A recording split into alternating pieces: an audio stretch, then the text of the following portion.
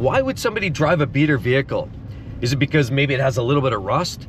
Possibly drips the odd spot on the driveway from time to time? Perhaps it has that little knock when you turn it on in the morning.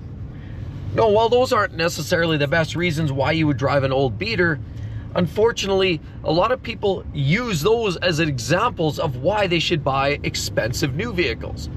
And while new vehicles are nice, they're shiny, they have all the new technology and the new paint and all of the new designs, the fact remains is, a lot of people now, on average, 20% of the population taking out car loans is spending over $1,000 a month on their new vehicle.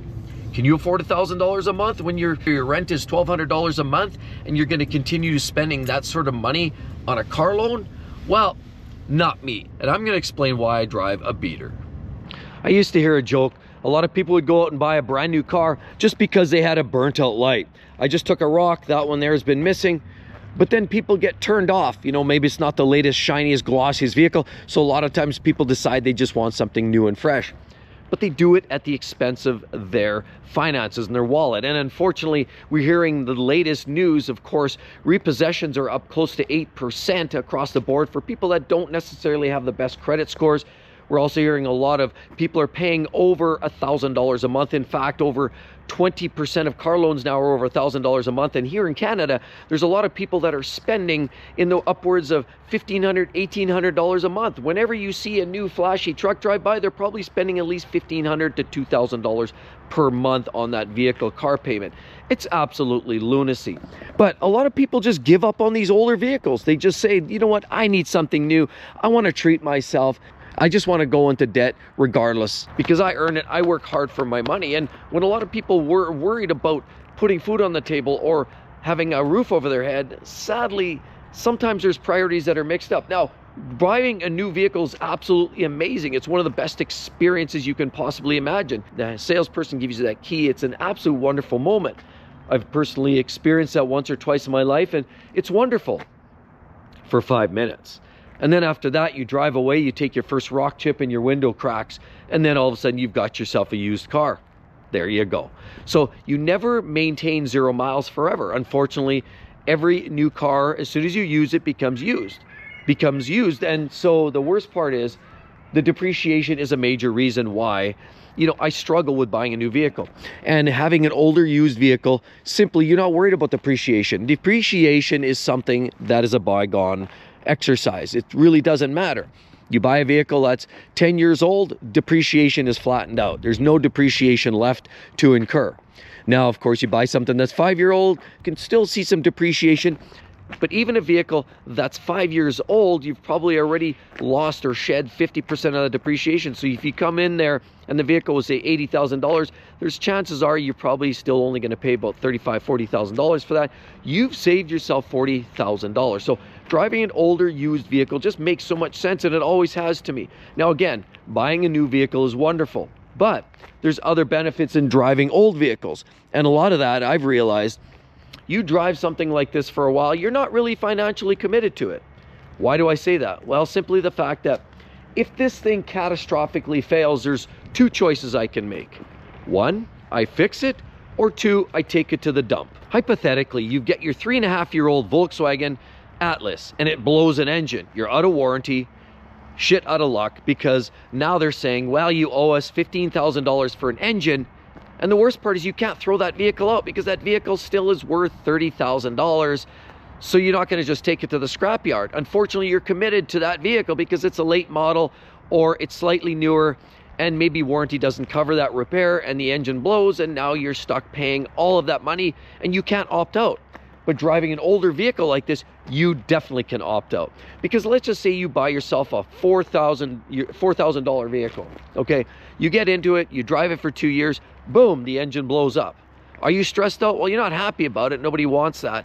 But you've got a couple years of motoring, cheap depreciation, you probably put very little money into the vehicle, and if it blows up, you can make one of 2 decisions. You can decide, well, I'm going to fix it, or I'm just going to take it to the scrapyard. As I already mentioned, taking it to scrap, they might give you $100, $200 for it. Now your overall net loss is only maybe $3,500, and you've driven it for 2 years. You haven't really put any money into it. That's not a bad form, and you haven't put any real money up front. The other option is you can fix it. Maybe it's a vehicle that looks good like this. It still has good lines, still has good body to it. You know, the rest of it runs nice. The interior's in decent shape, like my old truck here. And I realize that, you know, I look at this old truck, and I just want to give you an example. You look in here, and other than, sorry, pardon a little bit of a mess, but the seats are in good shape. You know, I've got my jacket hanging here, but, you know, this isn't torn. The seats are good. You know, the carpet just could use a little cleaning, but overall, the interior is still in pretty good shape all the way around.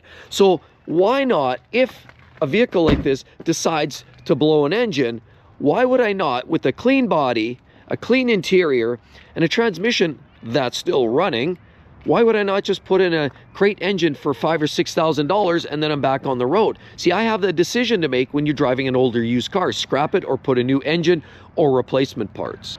Another reason people decide to buy new and they just couldn't be bothered with old, and that's where I get the gems, is buying the older vehicles. Because a lot of people think, you know what, they get a new vehicle, they don't have to worry about leaks, repairs, failures.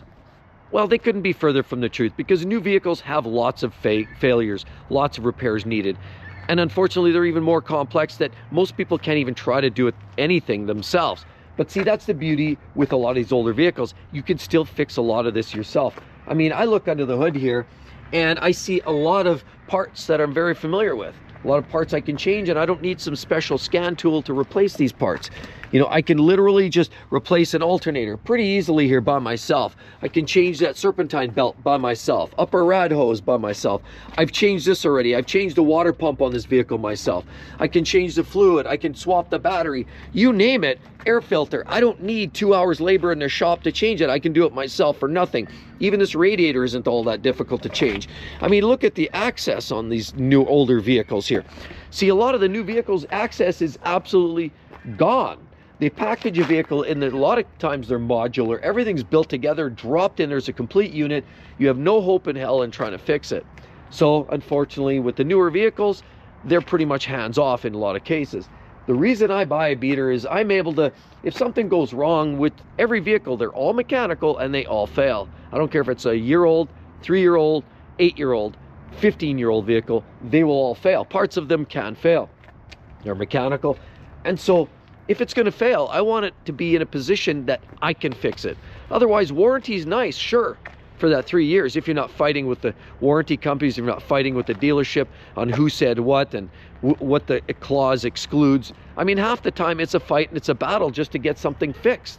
I don't want to deal with that. In reality, you know, having an older vehicle has its benefits. And again, if it comes to a point where something catastrophically fails, I can make a decision, just scrap it, part it out, or just move on, or even just replace the parts. Sure, there's a few little oil leaks and seeps. There's nothing dripping on the ground on this car. But yeah, I mean, valve covers, or you see the lifter covers there, there's a little bit of moisture on there, and you see a little moisture on certain parts. It's just oily. That means it's just getting broken in. I mean, that's ultimately the way I like to see this, is a vehicle that I'm not overly committed to financially. It gets me where I've got to go, but I'm not worried about taking it even now to the other point, to the mall. Because if I drive this vehicle to the mall, I don't worry about scratches and dents. I don't worry about somebody parking too close to me. So if they're parking on the line right there and next thing they open and door ding me, I'm not too worried about that, because in reality, it's an older vehicle. It has a few marks on it. It's not perfect. That's okay. Because even brand new vehicles I've seen, you know, I used to work for an auction years ago, and you would not believe how much somebody can destroy a vehicle in 2 years. I saw vehicles with very low mileage, very low years, and they were absolutely decimated. I came across this. I worked at a Ford closed dealer auction, a repossession auction many years ago. It was actually a buyback auction. And what happened there was we saw all kinds of vehicles that came, they were repossessed, they came from all kinds of buybacks and returns and everything else. And I saw this vehicle and I walked at it from a distance. I was coming up to this truck, and it was a Ford truck. It didn't have a canopy, but I'm walking up to this truck and I could tell by the body style it was very late model. And I'm walking up to this, I'm like, this is a nice truck, and it was only a year old. It was literally a year old. I'm like, oh, this is nice. I got the key in my hand. I'm gonna go start it up. I look inside. Uh-oh, there's a hole in the floor. Where? Why? What was going on there?